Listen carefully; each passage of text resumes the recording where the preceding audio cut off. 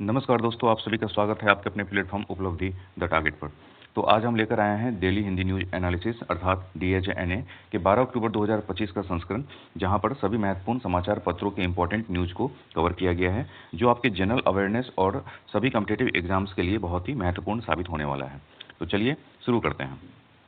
आज का जो हमारा प्रमुख समाचार है, पहला, दिल्ली में तालिबान के मंत्री की प्रेस कॉन्फ्रेंस में महिलाओं की जो एंट्री रोकी गई है, इसको लेकर राष्ट्रीय स्तर पे कई सारे विरोध का स्वर उठा है। दोस्तों, आपको बताते चलें कि अफगानिस्तान का जो तालिबान सरकार है, उसके विदेश मंत्री हैं अमीर खान मुताकी। अभी ये भारत के दौरे पर हैं और इन्होंने अपने एम्बेसी में अभी महिला पत्रकारों को एंट्री करने से रोक लगा दिया था, क्योंकि वहाँ पर जो प्रेस कॉन्फ्रेंस हुआ तो उसमें ये एंट्री पे रोक लगाई गई। तो इसको लेकर लेखिका जो तस्लीमा नसरीन है, उन्होंने कहा कि तालिबान महिलाओं को मानवाधिकार देने से इनकार करती रही है, क्योंकि वे महिला को कभी इंसान मानते ही नहीं है। वहीं पर जो भारत के विदेश मंत्रालय हैं, उन्होंने अपना स्पष्टीकरण दिया है कि मुताकी के प्रेस कॉन्फ्रेंस में उसकी कोई भूमिका नहीं है, क्योंकि अफगान दूतावास जो है वो भारत सरकार के क्षेत्र अधिकार में नहीं आता है। यहीं पर तालिबान की भी सफाई आई है और तालिबान ने कहा है कि ये जो गलती हुई है ये अनजाने में हुई है और महिलाओं से भेदभाव की कोई नीति हमारी नहीं है, यह एक तकनीकी मामला था। तो इस प्रकार से राहुल गांधी का भी स्टेटमेंट आया था, उन्होंने सीधे मोदी सरकार को टारगेट पर लिया है।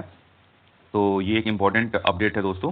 और इसके साथ ही जो मुत्तुकी हैं विदेश मंत्री, ये अभी भारत के दौरे पर आए थे और ये यूपी के सहारनपुर स्थित दारुल उलूम देवबंद भी पहुंचे और वहां जाकर ये मौलाना मदनी के साथ मिलते हैं और उनके साथ गले भी मिलते हैं और बहुत सारी बातचीत भी होती है इन दोनों में। तो ये एक इम्पॉर्टेंट अपडेट है। इसके साथ अगला न्यूज़ की ओर बढ़ते हैं। तो हमारा जो अगला न्यूज़ है, ये इलेक्ट्रॉनिक व्हीकल्स को लेकर है। एक तरफ जहां दुनिया में इलेक्ट्रॉनिक व्हीकल्स की जो मांग है वो घट रही है, क्योंकि अमेरिका, ब्रिटेन और जर्मनी जैसे देश जो हैं वो इलेक्ट्रॉनिक व्हीकल्स पे सब्सिडी घटा रहे हैं, तो इससे ईवी मार्केट पे इसका बुरा असर पड़ रहा है। वहीं दूसरी तरफ भारत में ईवी का जो मार्केट है उसमें बढ़ोतरी हुआ है, क्योंकि 5 साल में लगभग 5 गुना से ज़्यादा ये मार्केट बढ़ा है, क्योंकि भारत में वर्तमान में भी जो इलेक्ट्रिक व्हीकल्स है उस पर सब्सिडी दी जा रही है। और इसमें कुछ और फैसले हैं जो योगदान अपना देते हैं, जैसे कि भारत में ईवी पर लगभग 5% जीएसटी लिया जाता है, वहीं पर पेट्रोल कार जो है उस पर लगभग 28% जीएसटी लिया जाता है। लेकिन इन सब के बावजूद दोस्तों कुछ चुनौतियां जो हैं वो लगातार बनी हुई है, जैसे कि ईवी व्हीकल्स को लेकर सब्सिडी और नीति में कटौती की एक अनिश्चितता हमेशा बनी रहती है। और इसी के साथ दूसरा है लागत और मूल्य प्रतियोगिता, क्योंकि आज भी भारत और विश्व के अन्य देशों में जो ईवी व्हीकल्स हैं, तो इसका जो कॉस्टिंग आता है वो सामान्य जो परंपरागत व्हीकल्स है उससे लगभग 40-50% ज़्यादा ही है। तीसरा है कि मांग में एक ठहराव रहता है। चौथा है कि चार्जिंग इंफ्रास्ट्रक्चर ईवी व्हीकल्स के लिए एक बहुत बड़ी चुनौती बन के उभरी है, क्योंकि अभी भी देश में या फिर वैश्विक स्तर पे भी जो चार्जिंग इंफ्रास्ट्रक्चर है व्हीकल्स के लिए वो पूरी तरह से डेवलप नहीं हो पाया है। और अगला है कि ग्राहक का व्यवहार और आर्थिक दबाव, तो ये भी एक महत्वपूर्ण फैक्टर है। तो इसी के साथ हम एक चीज़ और आपको बताते चलें कि जो इंडिया टूरिज्म डेटा आया है 2025, उसके अनुसार भारत में 3.9 करोड़ भारतीय 2024 में विदेश गए हैं पर्यटन के दृष्टिकोण से। और यहाँ पर जहाँ जिस देश में सबसे ज़्यादा भारतीय पर्यटक के रूप में जा रहे हैं उसमें नंबर 1 पर यूएई है, नंबर 2 पे सऊदी अरब है और नंबर 3 पे यूएसए है। तो दोस्तों थाईलैंड जो है यहाँ पर छुट्टी मनाने के मामले में नंबर 1 पर है, क्योंकि थाईलैंड गए लगभग 93% भारतीय जो हैं वो वहाँ छुट्टी मनाने के लिए गए थे और वियतनाम में भी इसकी प्रतिशतता बढ़ रही है। तो ये काफ़ी महत्वपूर्ण न्यूज़ है दोस्तों। अगले समाचार की ओर बढ़ते हैं। तो इस बार 2025 में जो अमावस्या तिथि है ये 2 दिन आ रहा है, जिसके कारण इस बार का जो दीपोत्सव होगा वो लगभग 6 दिनों का होगा। इसकी शुरुआत 18 को धनतेरस से हो रही है। तो 18 को हम लोग धनतेरस से दीपोत्सव की शुरुआत करेंगे। छोटी दीपावली और नरक चतुर्दशी 19 अक्टूबर को मनाया जाएगा और 20 अक्टूबर को जो मुख्य दीपावली पर्व है उसको हम लोग वैधृति युग में इस उत्सव को मनाएंगे। इसके साथ ही दोस्तों स्नान दान और अमावस्या लगभग 21 अक्टूबर को मनाया जाना है और प्रीति योग में 22 अक्टूबर को गोवर्धन पूजा भी मनाया जाएगा। इसके साथ ही भाई दूज और चित्रगुप्त पूजा कई जगह 23 अक्टूबर को भी मनाया जाना है। तो इस बार का जो दीपोत्सव है वो लगभग 6 दिनों तक जाएगा। साथ ही आज राष्ट्रीय स्तर के प्रमुख समाचार में एक बहुत ही महत्वपूर्ण अपडेट आ रहा है कि केरल जो है वो दक्षिण एशिया का पहला राज्य है जिसने अत्यंत गरीबी को खत्म कर दिया है, क्योंकि मुख्यमंत्री पिनराई विजयन के मुताबिक संयुक्त राष्ट्र के अनुसार जिसकी आय लगभग 158 रुपये प्रतिदिन से कम है, उसी को अत्यंत गरीबी की कैटेगरी में माना गया था। लेकिन केरल ने क्या किया कि इस मानक को और आगे बढ़ाते हुए भोजन, आय और स्वास्थ्य और आवास को इसमें ऐड कर दिया और इसको आधार बनाकर उन्होंने इसका नाम दिया मानवीय गरिमा।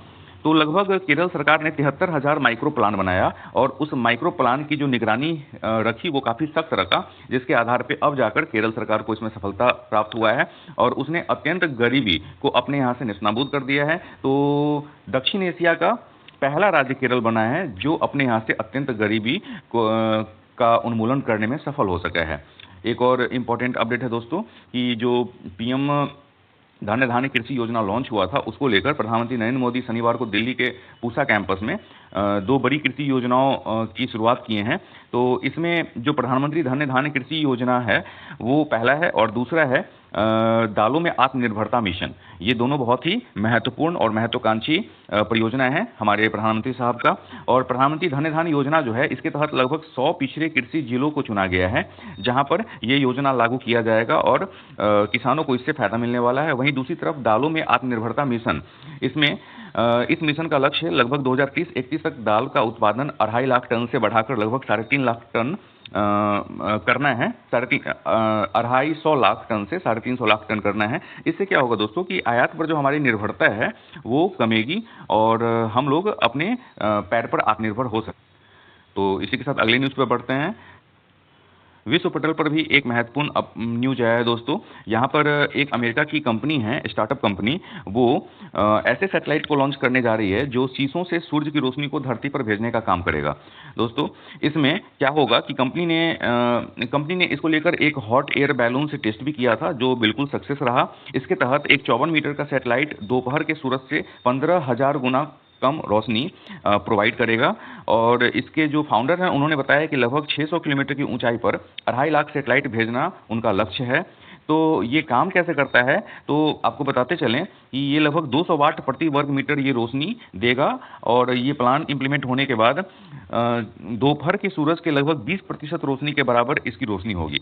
इसके लिए एक जगह पर लगभग 3000 सैटेलाइट्स की जरूरत होगी। तो दोस्तों ये काफ़ी इंपॉर्टेंट अपडेट है। लेकिन वहीं पर जो कुछ खगोल शास्त्री हैं उन्होंने बताया है कि ये एक खतरा है क्योंकि यह जानबूझकर प्रकाश प्रदूषण को फैलाएगा जो पर्यावरण के लिए नुकसानदायक है। वहीं पर दूसरी तरफ आंखों को भी नुकसान पहुंचाएगा और इससे जानवरों पर भी बुरा असर पड़ने वाला है।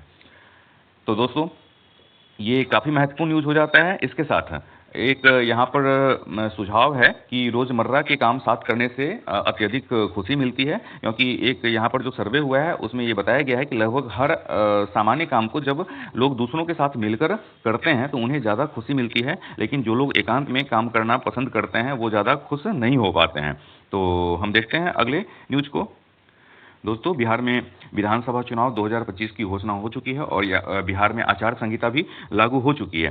तो इसी से संबंधित एक महत्वपूर्ण अपडेट है कि अब बिहार में जो पहले 420 या 107 या 144 की धारा लगती थी वही अब 1 जुलाई 2024 से जो नया आपराधिक कानून भारतीय दंड संहिता और दंड प्रक्रिया संहिता ये खत्म हो गया है, उसकी जगह अब भारतीय न्याय संहिता, भारतीय नागरिक सुरक्षा संहिता और भारतीय साक्ष्य अधिनियम लागू हो चुका है। तो ये जो धाराएं हैं 107, 144, 420 अब ये बदल जाएंगी क्योंकि पहले जो चुनाव के दौरान जो विरोधी कार्यकर्ता होते थे तो उनको कंट्रोल करने के लिए सीआरपीसी की धारा 107 का इस्तेमाल होता था, लेकिन अब इसके जगह भारतीय नागरिक सुरक्षा संहिता की धारा 126 को लागू की जाएगी और इसी के साथ चुनावी रणनीति बनाने वाले को भी 107 को अब भुला देना होगा। वहीं दूसरी तरफ बूथ के 200 मीटर के दायरे में लगभग धारा 144 लागू की जाती थी जहां पर अब धारा 163 लागू की जाएगी। तो ये एक महत्वपूर्ण अपडेट आ रहा है दोस्तों। इसके साथ आगे देखते हैं। अब मिसेज यूनिवर्स की दुनिया में भारत की सैरी सिंह पहली मिसेज यूनिवर्स की जो उपाधि है ये प्राप्त की है। ये भारत की सैरी सिंह ने मिसेज यूनिवर्स 2025 का टाइटल जीत लिया है और यह खिताब जीतने वाली देश की वह पहली महिला है। यहीं दूसरा जो इम्पोर्टेंट आपका करंट अफेयर है उसमें भारतीय सेना ने सक्षम anti drone grid system launch किया है। दोस्तों सक्षम एंटी ड्रोन ग्रिड सिस्टम ये क्या करेगा, लगभग 3000 मीटर तक के ड्रोन की वास्तविक समय की ये जानकारी देने में सक्षम है। तीसरा अपडेट है कि वेनेजुएला की मारिया कोरिना मचाडो ने इस साल का जो नोबेल शांति पुरस्कार है उसको जीत लिया है। और इसी के साथ एक अगला अपडेट है करंट अफेयर में ही कि नेशनल रेड लिस्ट डाटा के अनुसार भारत में 4 प्रमुख बायोडायवर्सिटी हॉटस्पॉट है, जिसमें हिमालय, जो पश्चिमी घाट है, वेस्टर्न घाट जो महाराष्ट्र, पुणे, गोवा साइड से आती है, और जो इंडो बर्मा यानी पूर्वी घाट का क्षेत्र है, ये काफ़ी महत्वपूर्ण हमारा जो बायोडायवर्सिटी हॉटस्पॉट है इसमें शामिल हो रखा है। तो इसी के साथ जो हमारे अश्विनी वैष्णव रेल मंत्री हैं, उन्होंने घोषणा किया है कि भारत की पहली bullet train Mumbai Ahmedabad high speed rail ये लगभग अगस्त 2027 तक शुरू हो जाएगी। तो ये सारे काफ़ी इंपॉर्टेंट अपडेट हैं दोस्त। आज एक वर्ड ऑफ द डे भी आया है, विकसित भारत स्ट्रेटजी रूम, अर्थात VBSR। VBSR क्या है दोस्तों? तो ये हाल ही में नीति आयोग ने Lal Bahadur Shastri national academy of administration अर्थात लबासना मसूरी में इसको शुरू किया गया है। और यहाँ पर स्ट्रेटजी को, डाटा को स्ट्रेटजी में कैसे इस्तेमाल करना है इसके बारे में बताया जाएगा, इसके बारे में सिखाया जाएगा। तो चलिए अगली न्यूज़ की ओर बढ़ते हैं। अगला न्यूज़ दोस्तों हमारे दैनिक दिनचर्या से है, जिसमें जो एक हमारे जॉर्ज बर्नार्ड शॉ साहब हैं, ये एक ग्रेट थिंकर रहे हैं, ये एक आयरिश नाटककार भी रहे हैं, और इन्होंने एक सुझाव दिया था कि आप बूढ़े होने पर हंसना बंद नहीं करते, जब आप हंसना बंद करते हैं तभी आप बूढ़े हो जाते हैं। दोस्तों फिर से आपको बताना चाहेंगे, इन्होंने सुझाव दिया था कि आप बूढ़े होने पर हंसना बंद नहीं करते, जब आप हंसना बंद करते हैं तभी आप बूढ़े हो जाते हैं। दूसरा कुछ हमारा हेल्थ टिप्स है, इसको भी यहाँ पर आज दिया गया है, तो हम देख लेते हैं शॉर्ट में काफ़ी, कि सही काम को लगातार करते रहना ही सफलता है, क्योंकि दोस्तों कोई भी बड़ा कदम नहीं होता, यह हर दिन किए गए छोटे छोटे और समझदारी भरे फैसलों का ही नतीजा है।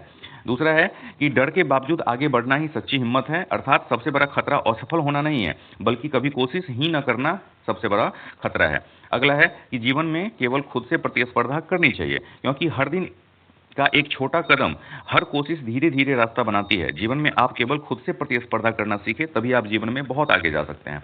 अगला है कि अपने कार्य और निर्णय में सच्चाई बनाए रखें, अर्थात खुशी कोई और नहीं देता है, आप खुद उसे चुनते हैं। आपका अतीत या दूसरों की राय आपको नियंत्रित नहीं करती है। तो इस तरह से ये कुछ लाइफ स्ट्रेटजी है दोस्तों, जिसको हम सभी अपना सकते हैं अपने जीवन में। तो चलिए अगली न्यूज को देखते हैं। ये देश विदेश का एक महत्वपूर्ण अपडेट है दोस्तों, कि तिब्बत में चीन का जो क्लीन एनर्जी पार्क है, ये इतना बड़ा है दोस्तों कि ये लगभग भोपाल और जयपुर शहरों के बराबर है, क्योंकि ये 10,000 फीट की ऊंचाई पर 420 वर्ग किलोमीटर में फैला हुआ दुनिया का सबसे बड़ा क्लीन एनर्जी पार्क तैयार किया गया है चीन के द्वारा तिब्बत में। और यह सोलर के साथ साथ यहाँ पर wind turbine, hydro power dam भी लगाया गया है, जिससे 24 घंटा अर्थात दिन रात बिजली सप्लाई होती रहेगी, और यह साल भर में लगभग 29,000 मेगावाट बिजली उत्पादन करने में सक्षम है। तो ये दुनिया का सबसे बड़ा क्लीन एनर्जी पार्क है दोस्तों, ध्यान में रखेंगे इसको। इसी के साथ एक महत्वपूर्ण अपडेट ये भी है कि भारत अब ग्लोबल टैलेंट का एक बड़ा हब बनता जा रहा है, लेकिन फिर भी रोजगार एक बहुत बड़ी चुनौती है दोस्तों। जो हमारे यहाँ रोजगार चुनौती बनी है उसमें स्किल गैप और जो उद्योग इंडस्ट्रियल ओरिएंटेशन कोर्स है उसकी कमी उभर के सामने आई है, क्योंकि यहाँ पर एक डाटा है जिसके अनुसार लगभग 60.5% जो ग्रेजुएट हैं वो ब्रिटेन में रोजगार के योग्य हैं, अमेरिका में 86.5% जो ग्रेजुएट हैं वो रोजगार के योग्य हैं, लेकिन भारत में ओनली 42.6% जो ग्रेजुएट हैं वही रोजगार के योग्य हैं। तो ये जो स्किल गैप है ये एक महत्वपूर्ण बिंदु बनता जा रहा है। एक और इम्पोर्टेंट न्यूज है कि इस बार जो हमास और इजरायल के बीच शांति समझौता हुआ है अमेरिका के इंटरफेयर से, तो इसमें अमेरिका के द्वारा पारंपरिक डिप्लोमेसी को नहीं अपनाया गया है, अमेरिका के द्वारा कॉर्पोरेट स्टाइल नेगोशिएशंस को अपनाया गया है। तो इसमें क्या हुआ है दोस्तों कि अमेरिका के जो बिजनेस स्टाइल डिप्लोमेसी है वो काम किया है, और उसके द्वारा ही हमास और इजरायल के मध्य जो है वो दबाव बनाया गया, और दबाव बनाकर यह समझौता दोनों से साइन करवाया गया। तो फिलहाल अब इस पर काम हो रहा है।